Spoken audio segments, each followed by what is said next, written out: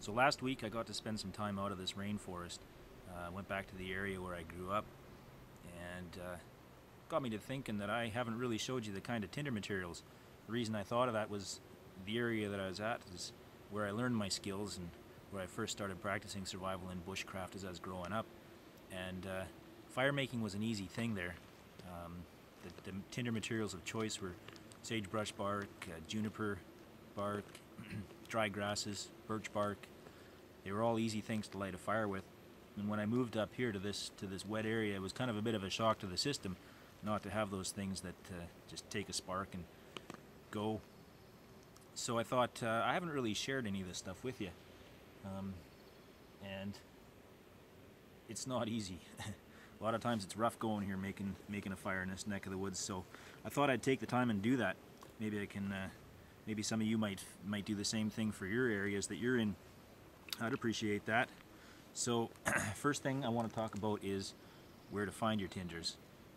In this area, sheltered tinder is hard to find. When the air is wet, everything soaks up moisture. You do occasionally manage to find things. If you look in the holes in trees, that's a good place to go. Even the small cavities like this will have spider webs, and occasionally they'll collect dried ferns in those webs. So that's a good place to start looking. Generally, if it's wet and you need a fire, the stuff like this that's hanging on the trees, the horse's hair, lichen, witch's hair, old man's beard, all that kind of stuff will just soak up the moisture right out of the air, and it'll be pretty much useless. If you can find some that's well protected, and you can add a flame extender like sap, then you might have a chance.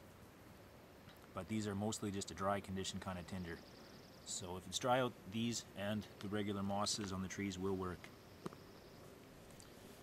This is one of my favorite tinders for if I'm near the ocean or near the big rivers here. This is cottonwood inner bark, and the rivers here, they kind of beat the trees up while they're going on the river, so this gets separated out from the rest of the tree, and then when the water's high, this collects in the branches and the under overhangs in the roots and stuff. So this is often protected when everything else isn't, and it's a good tinder. My favorite and most reliable tinder in this area, though, is cedar bark. Basically, on a living tree, you can just grab a chunk of this, peel it off, and it'll be dry on the inside. If it's been raining for a long time, like it did with the 6 weeks of rain we had this spring, this could still be wet. But if you look on a tree that has a steady lean, or one that's fallen, and you go underneath, you can still pry chunks of this off. And all you have to do is you just take your knife, rub it back and forth like that, and you can collect up some fuzz. I went ahead and got a bunch beforehand, and there you go. That's a decent chunk. If you add some sap to that, that's enough to start a fire. So those are the best tinders that I have around here, aside from just the things you find on a chance, like this little piece of a wasp nest. That's just a rare find, but those are the ones that you can rely on. The next thing you need to find is something to keep that flame going, and that's sap.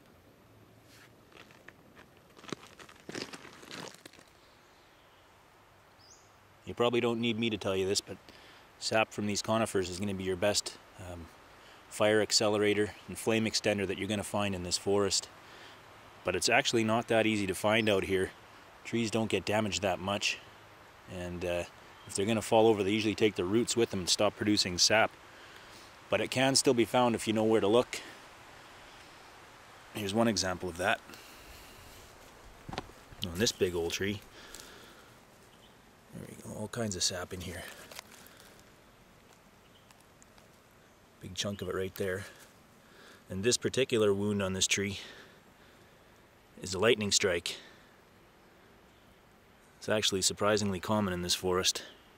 So that's one thing you can look for. Here's another example of a natural occurrence. It's left us with some sap that we can collect. The rodents have been in here trying to get at the cambium layer of this bark, and the result is The wound has provided us with some sap.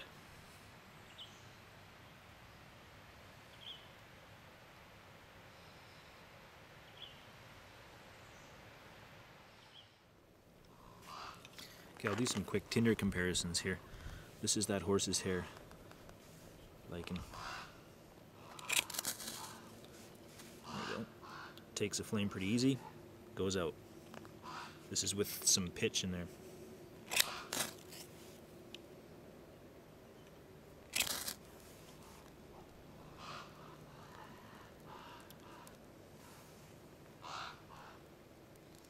There we go. And then we got some cedar bark over here. This is just a regular cedar bark. Burns pretty easily, but it doesn't stay going. Same thing, we got some with pitch in it over here.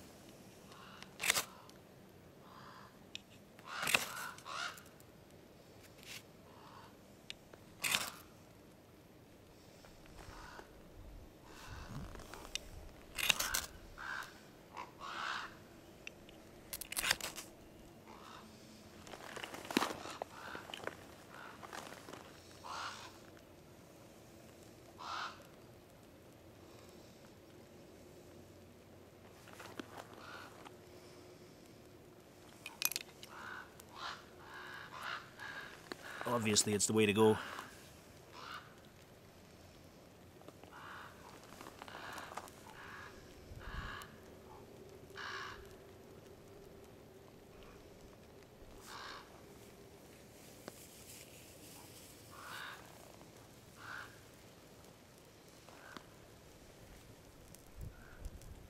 That cottonwood bark is great stuff.